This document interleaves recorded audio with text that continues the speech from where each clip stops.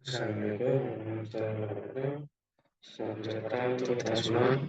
Di sini saya mau presentasi tentang materi sistem informasi eksekutif dan perkenalkan nama saya Ari Jasmine. Baik, saya akan mulai untuk presentasinya.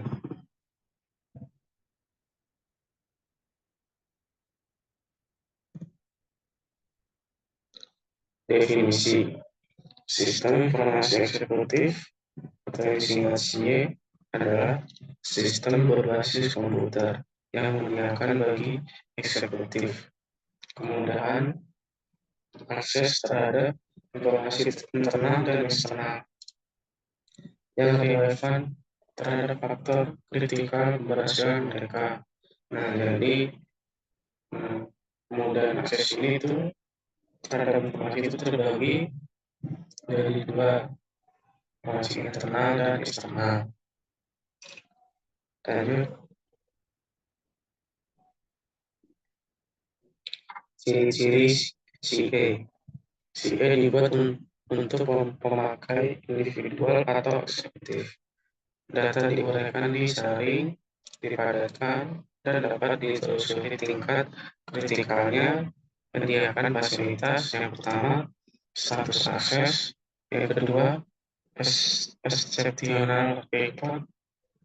Nah, yang ketiga, drop-down, yang memungkinkan eksekutif mengakses data rinci dari informasi summary yang ada pada tampilan CA.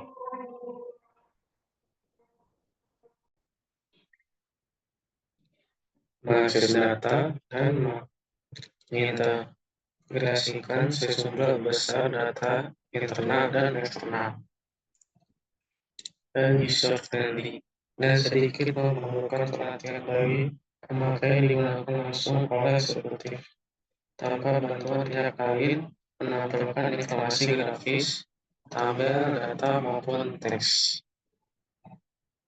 Oke, lanjut.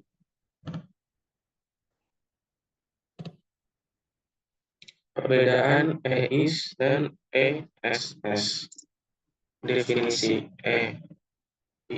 EIS dan ESS dapat saling dipertukarkan. Namun ESS mempunyai pengertian lebih luas karena kapabilitasnya sebagai berikut. Yang pertama, mendukung electronic communication seperti email, komputer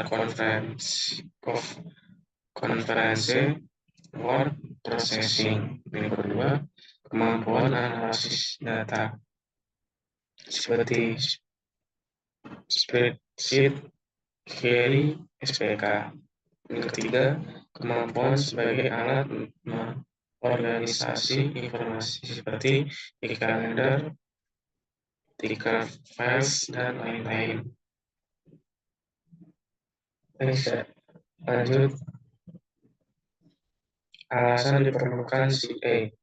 Menurut Watson dan Rainer tahun 1991, CA menyajikan informasi yang lebih tepat waktu, data operasi lebih banyak, mengakses database organisasi lebih banyak, menampilkan informasi yang relevan, menampilkan informasi baru atau update, menampilkan informasi lingkungan eksternal dan lain-lain. Jadi seperti inilah contoh alasan yang diperlukan lanjut. Alasan diperlukan EIS. EIS meningkatkan kinerja eksekutif dan sebagai berikut: meningkatkan komunikasi, menampilkan informasi tren, meningkatkan efektivitas dan efisiensi, pertemuan dilakukan melalui jaringan, model mental, meningkatkan perencanaan dan pengawasan, dan lain-lain. EIS mendukung tujuan organisasi, meningkatkan respon terhadap kebutuhan pelanggan, meningkatkan kualitas produk, menyederhanakan organisasi. Jadi berikut ada EIS yang untuk meningkatkan kinerja eksekutifnya dan EIS dalam mendukung tujuan organisasi. Oke, lanjut.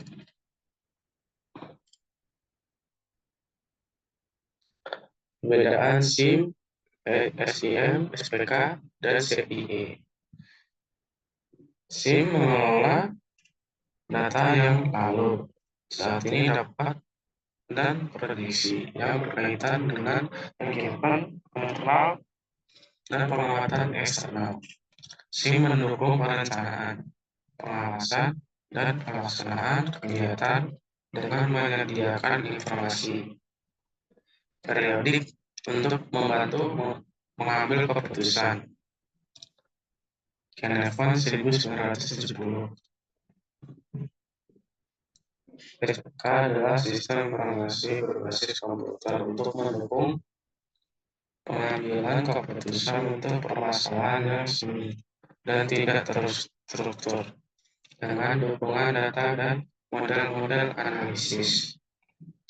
SPK lebih dangkal dibandingkan SIE karena dirancang untuk keperluan yang spesifik, tugas-tugas pengambilan keputusan semi dan tidak terstruktur, menggunakan model matematika seperti simulasi atau linear program.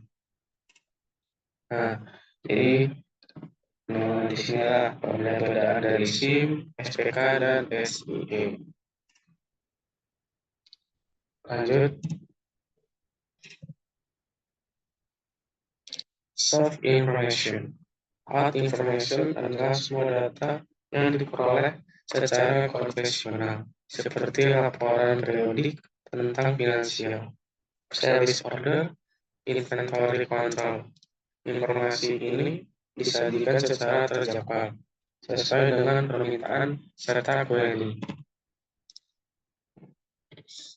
Informasi diperoleh dari pengolahan database perusahaan. Umumnya informasi seperti ini lebih bermanfaat bagi low level management. Soft information. Soft information meningkatkan pemahaman kejadian-kejadian yang lalu saat ini. Ketepatan dan manfaatnya bergantung dari kesesuaian terhadap keadaan saat ini yang dipahami oleh user. Ditampilkan dalam bentuk teks, grafik, image, voice, berasal dari seluruh eksternal dan informal, baik internal maupun eksternal. Informasinya berbentuk prediksi, opini, news, ide, rumor, dan lain-lain. Nah, jadi berikut adalah tentang hard information dan soft information.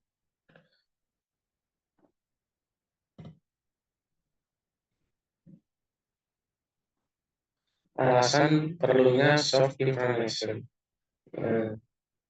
Eksekutif lebih membutuhkan soft information. Budaya organisasi berdampak perlunya soft informasi dimasukkan ke EIS. Eksekutif belum tentu bersedia memasukkan soft informasi ke dalam EIS. Soft informasi meningkatkan perhatian pada isu kritikal. Soft informasi meningkatkan perkembangan organisasi. Soft informasi menambah variasi industri. Soft informasi yang berisi data bersaing meningkatkan nilai usaha. Soft informasi tidak selalu dimasukkan ke dalam EIS.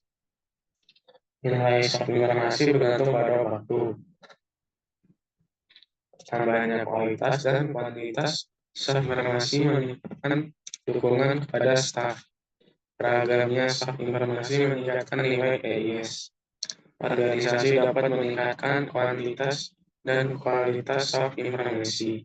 Identifikasi terhadap sumber meningkatkan nilai soft informasi. Penyajian soft informasi melalui EIS bergantung teknologi, rumor, gosip, dan desas-desus kurang bagus dimasukkan ke dalam EIS.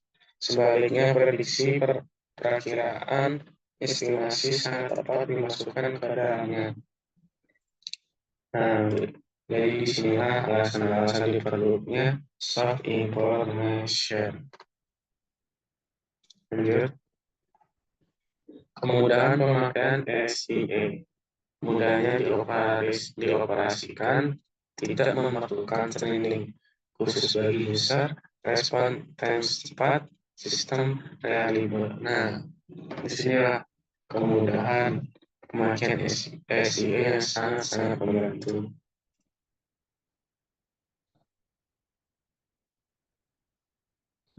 Isu-isu pemanfaatan SIE, bentuk output yang beragam, warna, mudah memperoleh hard copy, mudah dipelihara, fasilitas secara visual, menu yang mudah, berbagai bentuk cara menemukan informasi. Nah, disinilah isu-isu pemanfaatan SIE. Lanjut. Sekian dan terima kasih dari presentasi dari saya. Kurang lebihnya saya mohon maaf. Assalamualaikum warahmatullahi wabarakatuh.